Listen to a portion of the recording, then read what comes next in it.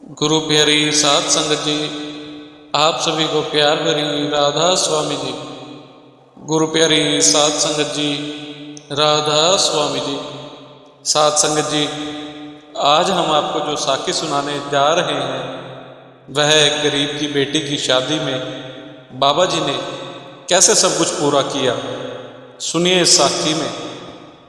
साध संगत जी, एक गरीब सेवादार होता है, उसकी बेटी की शादी होनी होती है।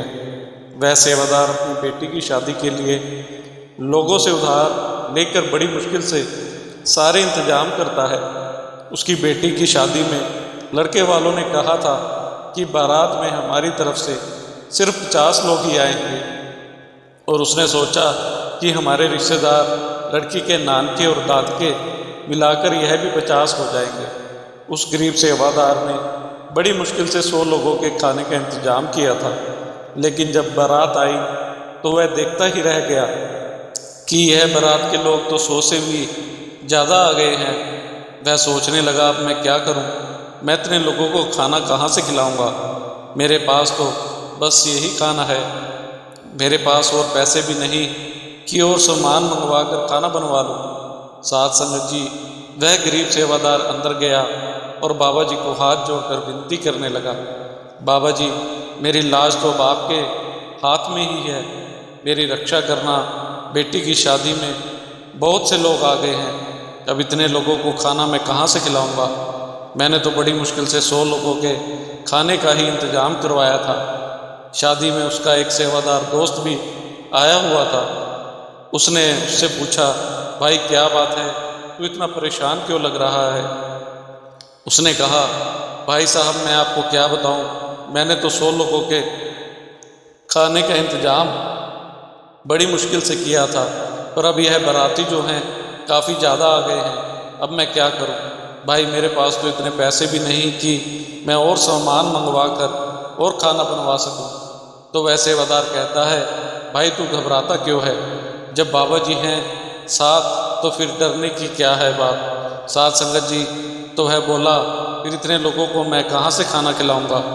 दूसरे सेवादार ने उसे कहा, भाई तू जा, 1-2 चादर ले आ और इस सारे खाने को अच्छी तरह से ढक दो। वेटर को जितना खाना चाहिए थोड़ा थोड़ा इससे डालते रहो और बाकी को फिर ढक कर रख दो। खाने को ढक कर रखने से कहते हैं उसमें बाबा जी बरकत डालेंगे, किसी चीज़ की कमी नहीं होने देंगे। वह बोला, खाना कम हो गया तो सारी उम्र वह मेरी बेटी को सुनाते रहेंगे कि तेरे पिता ने बारात को अच्छे से खाना नहीं खिलाया। साध संगत जी, फिर उसका दोस्त कहता है, तू घबरा नहीं, सतगुरु जो करते हैं बरकत पाते हैं। जो करेंगे अब बाबा जी करेंगे। अब सब कुछ तू उन पर ही छोड़ दे। चावल, पूरी, रोटी, मिठाई एक चादर से ढक दिया, दूसरी चादर से सारी सब्जियों को ढक दिया। उसका दोस्त बोला, भाई अब तुम बाहर जाओ, अपनी बेटी को खुशी खुशी विदा करो, यहाँ की चिंता मत करो। मैं यहाँ पर बैठकर बाबा जी से हाथ जोड़कर बेटी की शादी ठीक से हो जाए विनती करूँगा और यहाँ सब संभाल लूँगा। वेटर को जो कुछ चाहिए होता वह आकर ले जाते और फिर से चादर से ढक देता था। ऐसे ही खाना चलता रहा। जो बाराती थे वह खुश होकर गए कि आपने बहुत अच्छा खाना खिलाया है, किसी चीज़ की कमी नहीं रखी।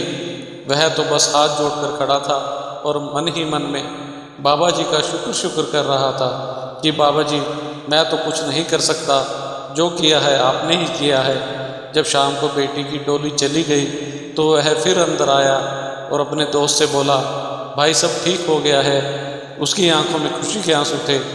दोनों दोस्त गले मिले। वह बोला, देखो तो सही, अब कुछ बचा भी है कि नहीं। जब उन्होंने चादर हटाकर देखा तो वहाँ पर 2 पूरी और जरा सा हलवा बचा होता है। डर के मारे उसने तो कुछ खाया ही नहीं। उसके दोस्त ने कहा, भाई यह तो तेरे लिए ही बाबा जी ने प्रसाद छोड़ा है, यह तेरा है, तू इसको खा ले। उसने अपने दोस्त से कहा, भाई तुम भी सुबह से आए हो, तुमने भी कुछ नहीं खाया, तुम्हारी वजह से ही यह खाना पूरा हुआ है।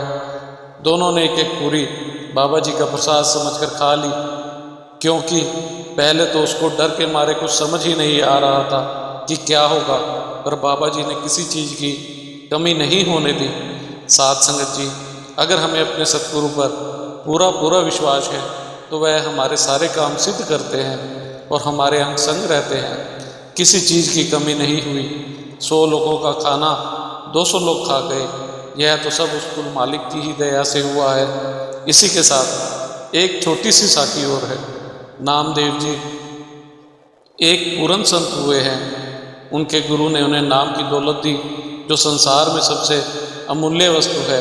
नामदेव के घर वाले सभी सांसारिक लोग थे, इसलिए आप इस आंतरिक भेद को उनसे छुपा कर रखते थे। व्यवसाय से वह कपड़ा बुनने का कार्य करते थे। 6 दिन वह कपड़ा बनाते थे और 7वें दिन कपड़ा बेचने के लिए बाजार में ले जाते थे। नामदेव जी 4-5 भाई थे।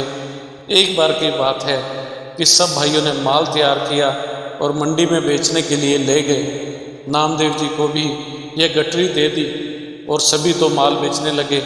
नामदेव एक तरफ भजन में बैठ गए। जब शाम हुई, दूसरे भाई माल बेचकर चले आए और नामदेव जी अपनी गठड़ी उसी तरह घर ले आए, क्योंकि तब तक सभी खरीदार घर जा चुके थे। घर वालों ने पूछा कि माल उसी तरह क्यों लेकर आए हो? नामदेव जी ने कहा कि कोई ग्राहक नहीं आया। उन्होंने पूछा कि इतना माल किस तरह बिकेगा? कीमत कम ज़्यादा करके बेच देना था। नामदेव जी चुप रहे। फिर उन्होंने कहा कि उधार ही दे आना था। नामदेव जी चुप रहे। जब बहुत तंग किया गया कि उधार ही दे आना था, तो नामदेव जी ने पूछा उधार दे आऊँ? तो वह कहने लगे जाओ उधार दे आओ। बाहर पत्थर पड़े हुए थे। नामदेव जी उठे और सारी गठड़ी से सारे कपड़े खोलकर एक एक करके सब पत्थरों पर डाल आए और एक पत्थर बतौर जमीन के उठा कर ले आए। घर वालों ने पूछा कि कपड़ा उधार दे आए हो? नामदेव जी ने कहा हाँ दे आया हूँ। उन्होंने पूछा लोग पैसे कब देंगे? नामदेव ने कहा कि 7वें दिन। किसी ने आकर बताया कि नामदेव कपड़े बाहर पत्थरों पर डाल आए हैं और लोग पत्थरों पर से कपड़े उठाकर ले गए हैं। पैसे किसने देने थे? घर के लोग दुखी हुए कि पैसे कहाँ से आएंगे। नामदेव ने कहा कि आप चिंता ना करो, मैं ज़मीन साथ लेकर आया हूँ। जब 7वां दिन आया तो घर वालों ने नामदेव से पैसे मांगे। नामदेव जी वह पत्थर उठाकर ले आए। पत्थर सोने का बन चुका था। उन्होंने कहा कि जितने मूल्य के तुम्हारे कपड़े थे उतना काट लो, बाकी सब रहने दो। सतगुरु अपने सच्चे सेवकों की कैसे हर पल संभाल करते हैं, इसी के साथ इजाज़त चाहते हैं। मिलते हैं अगली साखी में। तब तक के लिए राधा स्वामी जी। अगर आपको हमारी आज की ये साखी अच्छी लगी हो तो कमेंट में राधा स्वामी जी अवश्य लिखें और चैनल को सब्सक्राइब करना ना भूलें जी।